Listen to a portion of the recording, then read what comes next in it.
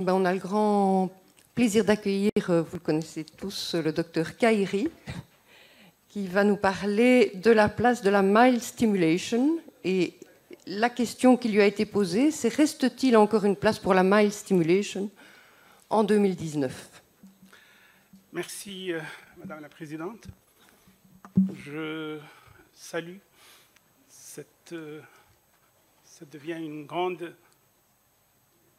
À chaque fois, chaque année, on se retrouve autour de thèmes scientifiques très importants. Donc, je salue tous mes amis et le comité d'organisation de la GOS pour le niveau de ces journées qui prennent une dimension nationale extrêmement importante.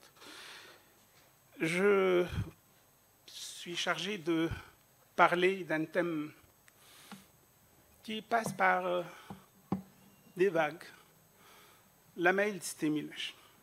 Tel qu'elle m'a été, le titre m'a été proposé par mon ami Recha Ben, je l'ai respecté intégralement. Reste-t-il encore une place pour la mild stimulation? Donc, dans le titre, il y a déjà un jugement préalable. Cela veut dire qu'il y a presque une conclusion. Reste-t-il encore une place? Ça veut dire qu'on a tranché. Donc je me suis juré de garder la neutralité totale en allant presque dans le sens du titre, s'il y a des arguments pour. Et donc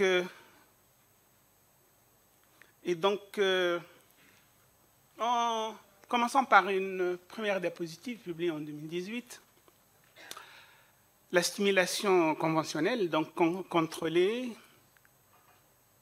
l'objectif au cours de la FIV, c'est un outil principal, la stimulation, un outil principal en PMA.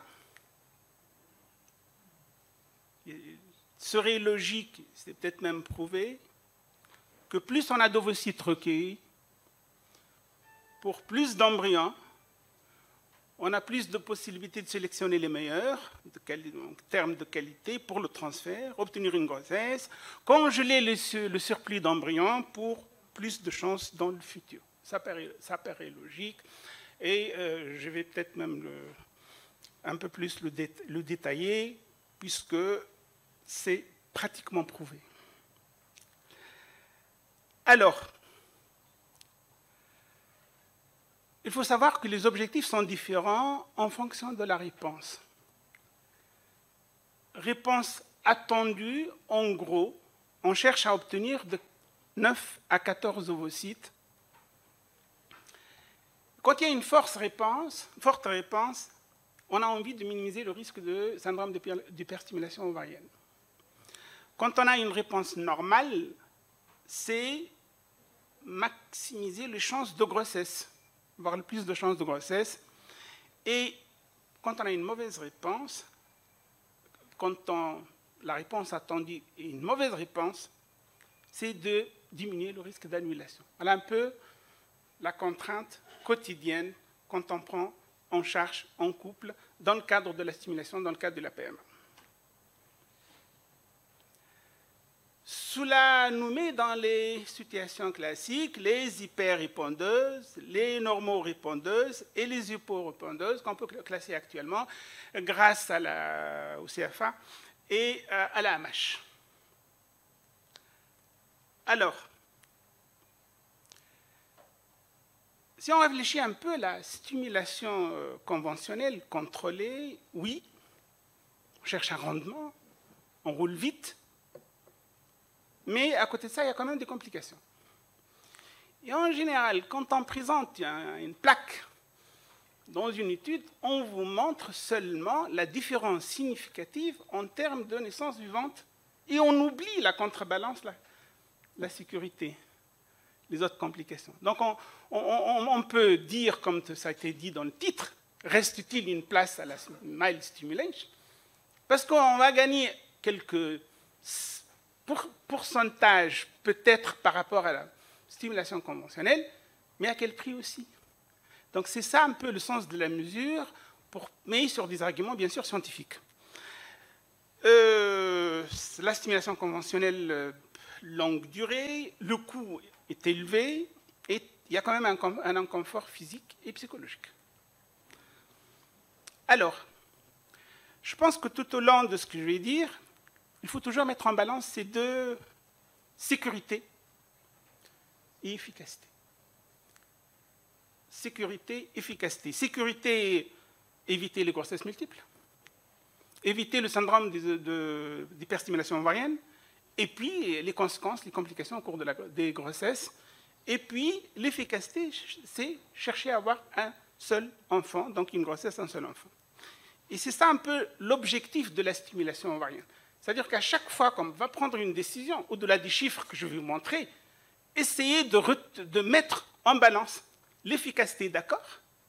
Vous cherchez à tout prix à gagner des pourcentages, mais gardez à l'esprit ce que j'ai dit tout à l'heure, la sécurité et puis bien sûr le coût. Alors, en général, l'échec du FIV est en lien avec, bien sûr, la chance, mais surtout l'asynchronisme embryo-endométrial, la mauvaise qualité ovocytaire et embryonnaire, et on sait que la phase folliculaire a un impact sur la phase lutéale, puisque justement, plus on bombarde en phase folliculaire, plus il y a un impact sur l'asynchronisme embryon-endomètre, à la recherche de cette fameuse fenêtre implantatoire. Alors, en gros, la stratégie d'hyperstimuler, d'utiliser de fortes doses de gonadostimuline, de gonadotrophine, plus d'embryons, il y a plus d'embryons aneuploïdes.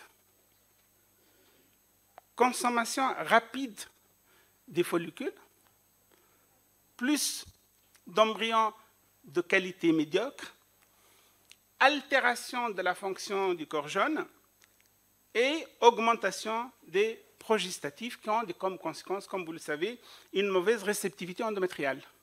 Bien sûr, tout cela est activé de façon très significative avec l'âge. Alors, faut-il encore hyperstimuler? C'est juste pour équilibrer entre reste-t-il encore une place, faut-il encore hyperstimuler? Dans certains pays, c'est carrément une obligation légale. Le transfert d'un seul embryon. On sait aussi, comme je l'ai dit tout à l'heure, que l'environnement de l'hyperstimulation contrôlée a un effet délétère pour l'ovocyte, pour l'embryon et pour l'endomètre. Et c'est comme ça que se pose un peu la question, est-ce qu'on peut rouler tout doucement? Est-ce qu'on peut stimuler moins fort? Moins d'ovocytes. Mais endomètre moins bombardé par les gonadotrophines, meilleure réceptivité endométriale, point d'exclamation, ovocytes de meilleure qualité et moins de risque d'hyperstimulation. Donc, est-ce que la mild, d'où la notion de la mild stimulation. Alors, la mild stimulation, on l'a définit clairement aujourd'hui. Depuis 2009, ce sont des ovaires stimulés par les gonadotrophines et ou d'autres thérapeutiques. On fait allusion au citrate de clomifène et le létrozole. Pour obtenir un nombre d'ovocytes moins de 7. Bien sûr, en général, on annule si on a potentiellement moins de 3 follicules. Donc moins de 7 en tout cas. Les bases physiologiques, c'est qu'on sait que toute thérapeutique, avant le cycle menstruel et même avant le 4e, 5e jour du cycle, toute cette phase-là, tous les 3 derniers mois, ce n'est pas FSH dépendant. Et que la FSH intervient dans cette phase de recrutement puis dominance, avec bien sûr tous les phénomènes d'atrésie, jusqu'au follicule donc mûr, jusqu'à l'ovulation. Donc, c'est là où intervient la FSH. Alors, si on compare les deux schémas, et je reviens bien sûr sur les protocoles proposés dans le cadre de la mild stimulation, En haut, donc en haut, vous avez la stimulation conventionnelle, où on utilise 225 unités de FSH. Et en bas, la mild stimulation, où on commence seulement le 5e jour du cycle avec deux ampoules de FSH.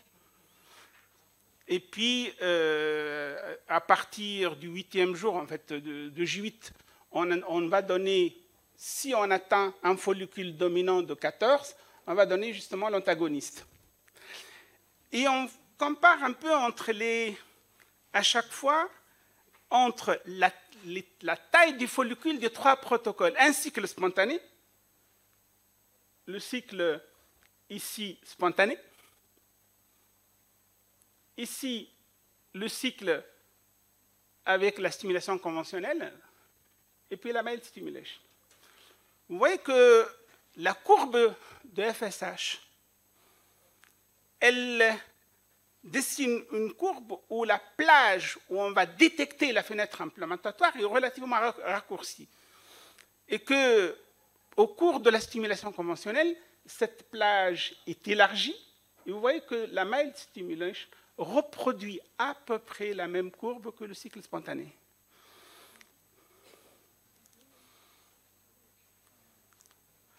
Alors, est-ce que je peux faire passer un petit problème technique? Est-ce qu'on peut nous aider à faire passer les diapositives? Voilà, ça va mieux. Alors, maintenant, quel schéma? Les deux protocoles, il y a plusieurs façons de cuisiner au niveau de la mild stimulation, mais en tout cas, les deux façons. Soit on va utiliser le gonadotrophine seul. Et là, on commence la stimulation à partir de J5 du cycle, en utilisant 150 unités de FSH. Et à partir de vers J8, à partir de 14 mm, on ajoute de la LH recombinante. Enfin, on n'ajoute pas. Soit on ajoute une combinaison où il y a de la CG, c'est-à-dire de l'HMG, soit on donne une ampoule de FSH, une ampoule de LH. Et on déclenche avec les critères classiques de déclenchement. Donc ça, je vous livre le protocole. Bien sûr, le rationnel, on peut en discuter dans un instant.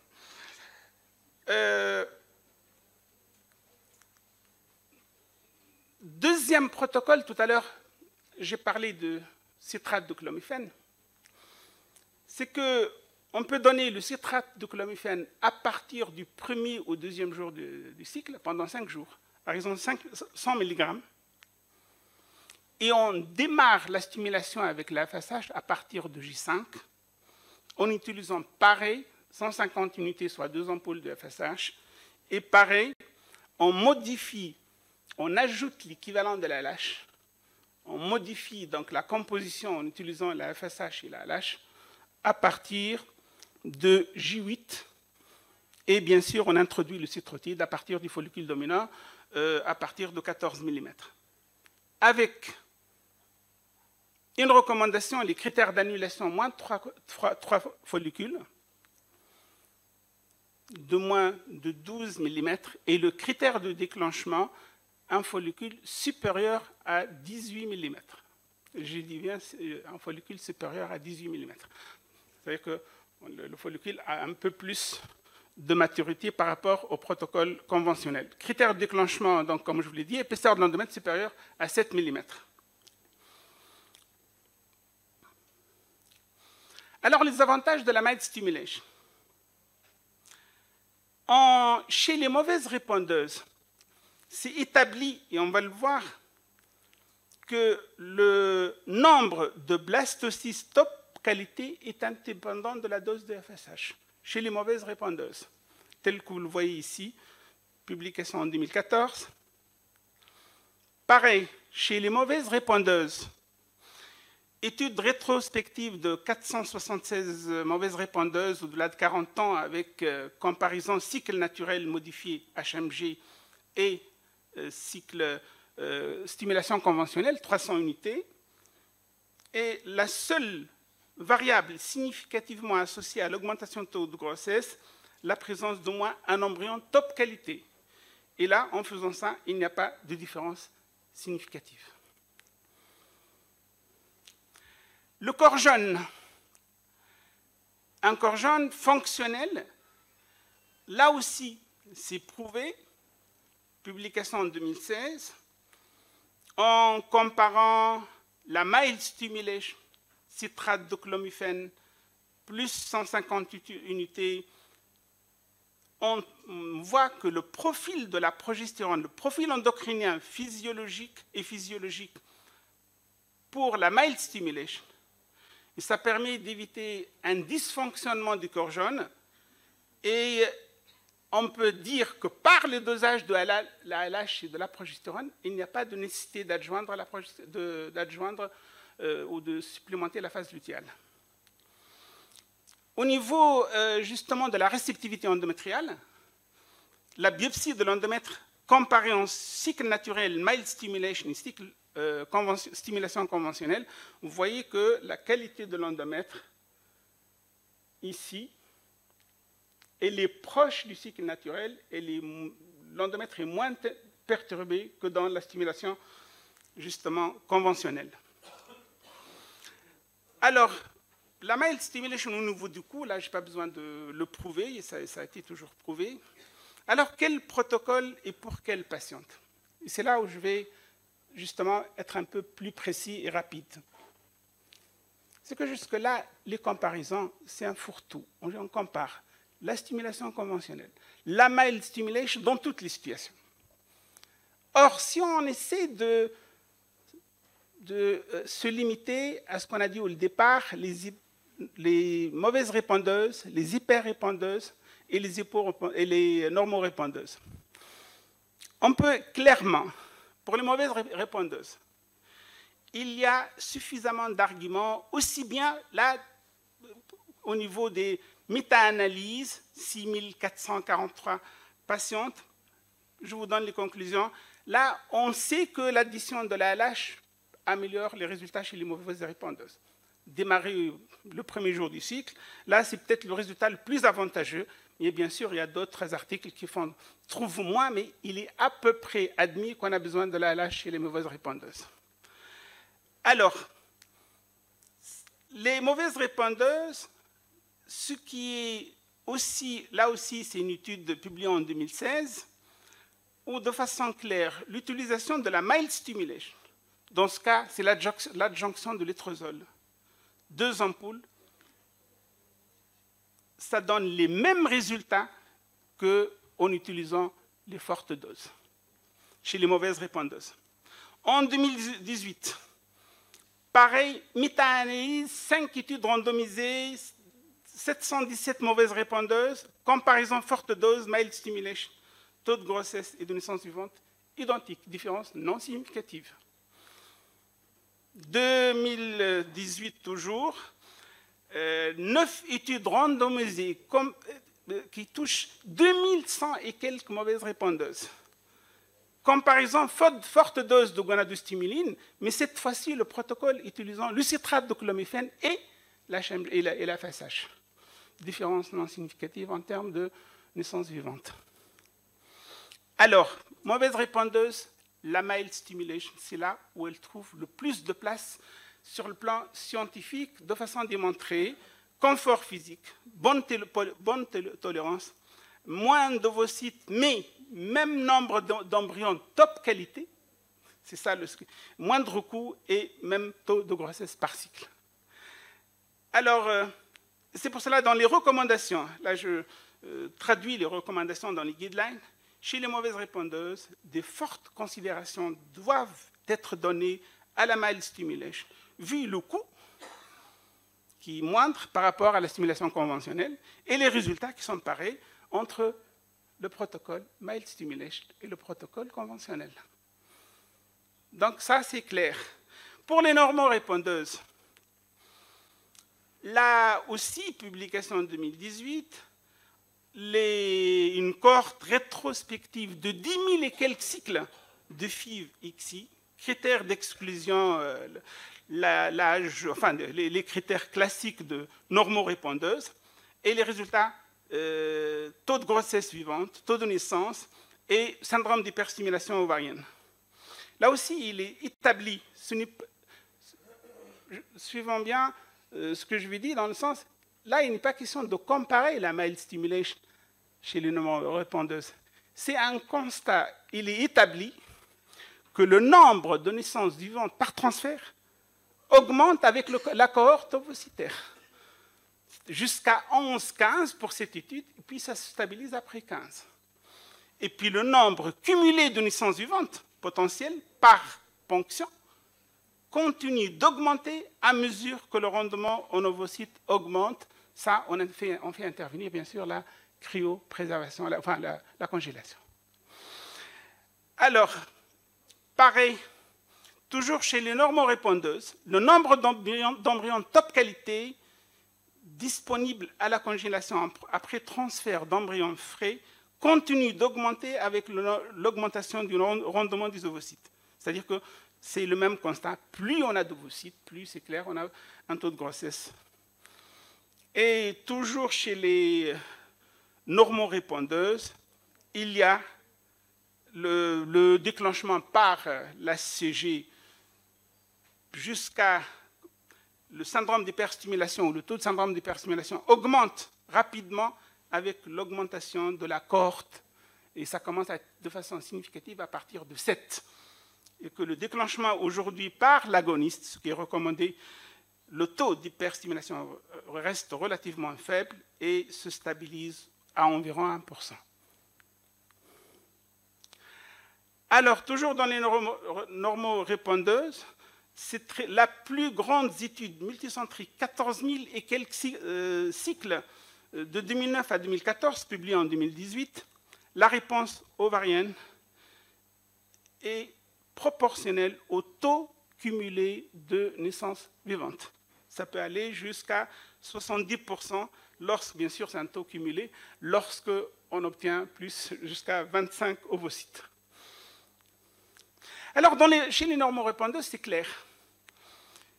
Grâce à la vitrification, les taux cumulés de naissance vivante continuent à augmenter, oui, avec le nombre d'ovocytes récupérés chez les patientes présentant une réponse ovarienne.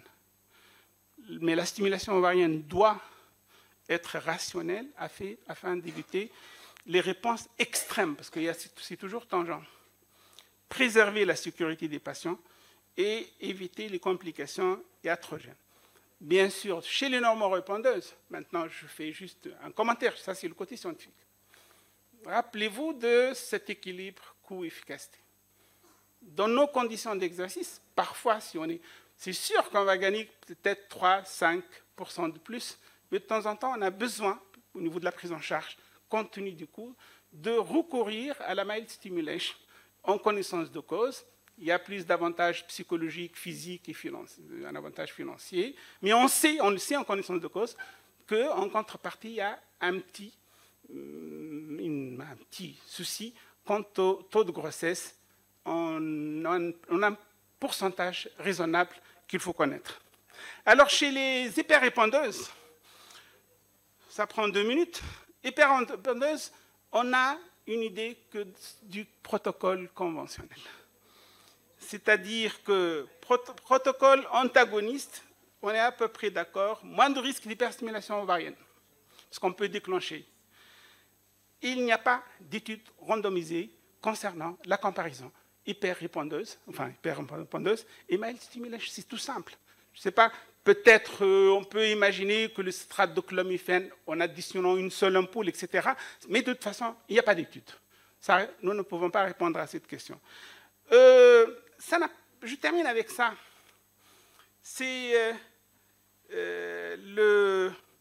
comme le guideline et les règles de bonne pratique publiées en 2018 qui est un schéma scientifique et philosophique en faisant intégrer différents paramètres. l'attente du couple, ce que vous dictez, des critères médicaux, un constat, les situations particulières et le choix du traitement. Alors, l'attente du couple, il y a des couples qui vous disent pas de stimulation hormonale, moins de stress, plus de temps à créer pour obtenir une grossesse en conséquence, un faible coût, pas d'anesthésie, pas de sélection embryonnaire, pas de congélation, meilleur résultat prénatal, bien sûr, ça devient presque une grossesse spontanée. Les critères médicaux, il faut absolument que la patiente ait des cycles menstruels réguliers. Et là, il y a des gens qui pensent à la FIV en cycle naturel. Ça, comme je vous l'ai dit, c'est un arbre décisionnel d'experts pour tenir compte de l'attente du couple et la demande. Alors, pour les situations, les stimulations hormonales modérées, bien sûr, il y a un faible stress, l'attente du couple, durée du traitement modérée, coût modéré, possibilité d'anesthésie et possibilité de sélection. Quand je dis possibilité, pas toujours, mais possibilité de sélection embryonnaire, pas de congélation, meilleur résultat périnatal chez les patientes qui ont une réponse ovarienne modérée ou élevée. On recommande la mild stimulation. Attente du couple, forte stimulation hormonale, moins de temps, on cherche à tout prix, rapidement à concevoir, coût élevé, une anesthésie, pratiquement dans la majorité des cas, il y a une sélection embryonnaire possible, et puis la congélation est pratiquement aussi presque assurée, réserve ovarienne modérée ou élevée, la stimulation classique, stimulation conventionnelle. Les réserves ovariennes modérées ou élevées, en tenant compte de l'âge de la patiente supérieure à 40 ans et réserves ovariennes élevées, là aussi on va à peu près vers la stimulation conventionnelle, mais les très faibles réserves ovariennes nous amènent soit à opter pour la mild stimulation, soit carrément la FIV en cycle spontané. Donc, quels sont les messages aujourd'hui pour ne pas dire que reste-t-il des indications de la mild stimulation? Je pense que la mild stimulation garde sa place. Son intérêt est confirmé pour le moment chez les mauvaises répondeuses, mais pas de base scientifique suffisante pour la proposer d'emblée à toutes les patientes. Aucun essai randomisé n'a comparé la mild stimulation avec la stimulation conventionnelle chez les patientes jeunes et bonnes répondeuses.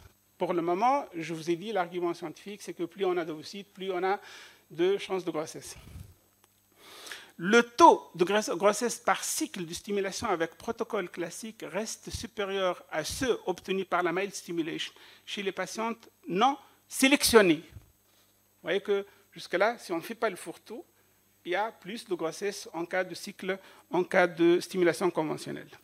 Bien sûr, des études complémentaires, et c'est sérieux, restent nécessaires pour trouver réellement la place de la mild stimulation dans la prise en charge des couples dans le domaine de la PMA. C'est-à-dire que même si j'ai essayé de canaliser un peu la place de façon scientifique, retenez la dia où je vous ai dit sécurité, efficacité.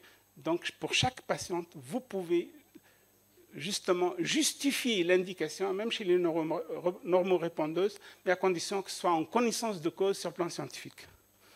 Et voilà, je vous remercie. Merci ici, Hedi, pour cette belle présentation.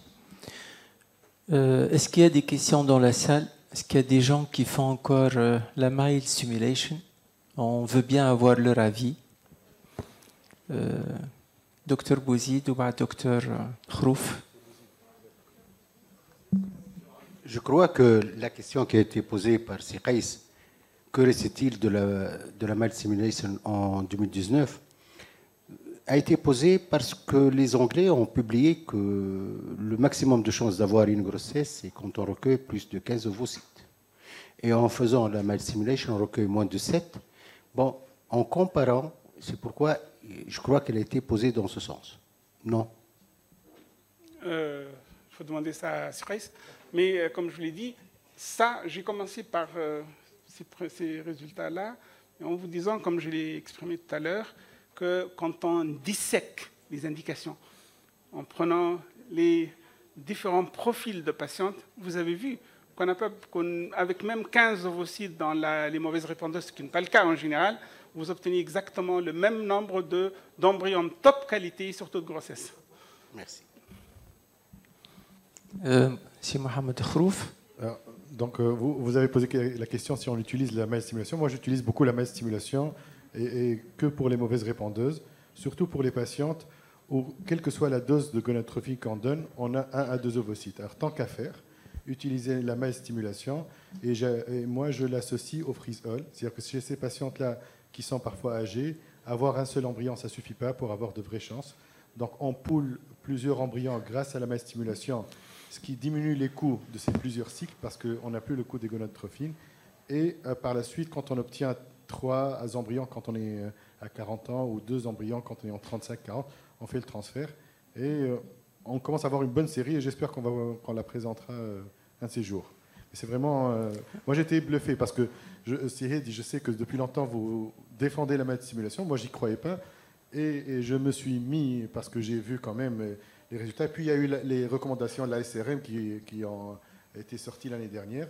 Et c'est vrai qu'il y a forcé de constater que dans certains cas, cette bouffée de FSH endogène, grâce au citrate de clomifène, donne des surprises.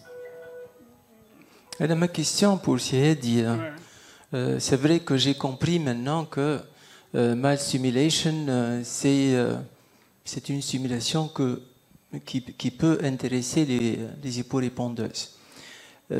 Si on revient un peu à la classification de Poséidon, la nouvelle classification des hyporépondeuses, on a 4 groupes, le groupe 1, le groupe 2, le groupe 3 et le groupe 4. Je ne pense pas que la myostimulation s'adresse au groupe 1 et 2. Peut-être pour le groupe 3 et 4, parce que pour le groupe 1 et 2, il y a une autre physiopathologie qui explique que cette hyporéponse, c'est plutôt des anomalies au niveau des récepteurs de la FSH et de la LH, et c'est un autre protocole de traitement. Ce n'est sûrement pas la myostimulation, mais c'est un autre protocole. Et c'est peut-être le groupe 3 et 4 qui peuvent bénéficier de la myostimulation. D'ailleurs, maintenant, la plupart des experts en matière de stimulation ovarienne, pour le groupe 3 et 4 de Poséidon, ils conseillent plutôt la due stimulation. Donc, stimuler la première phase du cycle et puis continuer la stimulation de la deuxième phase du cycle pour essayer d'avoir plus d'ovocytes, plus d'embryons. Et ceci est confirmé maintenant sur le plan scientifique. Oui, Lazare, donc, bien sûr, on est plus qu'imbibé de la classification, de la place de la LH en fonction du groupe. Mais sache que pour la myostimulation, en général, on n'est pas allé au-delà de la comparaison carrément de prise en charge entre la stimulation conventionnelle et la myostimulation. C'est-à-dire qu'en fait, l'output, c'est vrai que tu peux avoir plus d'ovocytes, plus d'embryons, mais le gros problème, c'est cet embryon, ce blastocyste top qualité. L'output donne la même chose en prenant tous les groupes de Poséidon. Donc, pour le moment, au niveau de la pratique, ça c'est un peu la curiosité de l'esprit pour essayer de comprendre. Malheureusement, dans ces situations, on n'a pas tout compris. On sait qu'il y a de la part de la LH avec l'effet sur les androgènes pour améliorer les récepteurs à la FSH, tout ça. On sait ça en disant, mais le constat clinique, les séries, parce qu'en fait, les statistiques, ça peut être aussi une façon de voir les choses avec la notion de mensonge. C'est pour cela que tout à l'heure, j'ai dit qu'il ne faut pas s'arrêter à 3%, 4% de plus. On peut faire parler les statistiques comme on veut. Si on veut mettre tout, et on peut très rapidement vous influencer en vous disant balayez tel protocole. Et s'il faut disséquer, vous voyez, vous analysez de près, de façon comparative, vous dites de façon sage, en tout cas, il n'y a pas à l'évidence une supériorité à utiliser un autre protocole qui est l'hyperstimulation conventionnelle. Il n'y a pas d'intérêt confirmé. Donc je me dis, pourquoi faire compliqué quand on peut faire simple? C'est tout.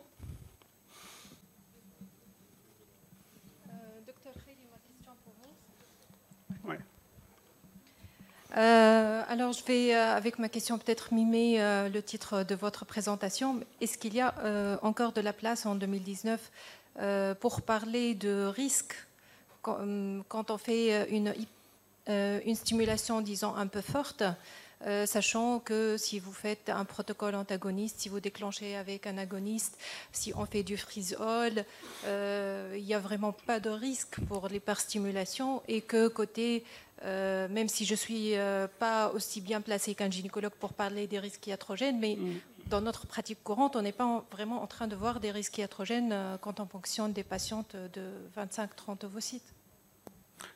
Voilà, là, vous parlez presque des hyper-répondeuses de façon générale. Mais en général, la mild stimulation ne vient pas se positionner en concurrence avec la stimulation conventionnelle chez les hyper-répondeuses. Maintenant, bien sûr, le risque n'est pas nul. Tout à l'heure, je vous ai dit aux alentours de 1%. Il y a des risques graves rapportés, même en déclenchant avec le décapeptyle. Donc, bien sûr, sinon, ça n'a pas de limite. Maintenant, vous me dites, est-ce que c'est confortable de bombarder l'ovaire? N'oubliez pas, gardez à l'esprit que vous avez de l'autre côté l'endomètre, la phase lutéale. Et donc, mais on congèle? Oui, mais ça, c'est le freeze-all. C'est toute une démarche compliquée. La question, s'il faut mesurer, quantifier le gain réel, mais vous allez l'avoir, mais en contrepartie, n'oubliez pas que c'est avec ça a un prix. Non seulement le coût financier, le coût psychologique congelé, puis reprendre pour transfert, etc. C'est toute une démarche. Faites ça en connaissance de cause. En tout cas, aujourd'hui, au moins, j'espère qu'on peut être rassuré quant à l'usage de la mild stimulation. Je ne défends pas la médecine, mais de façon rationnelle pour les mauvaises répondeuses, ce qui est d'ailleurs la situation la plus embêtante.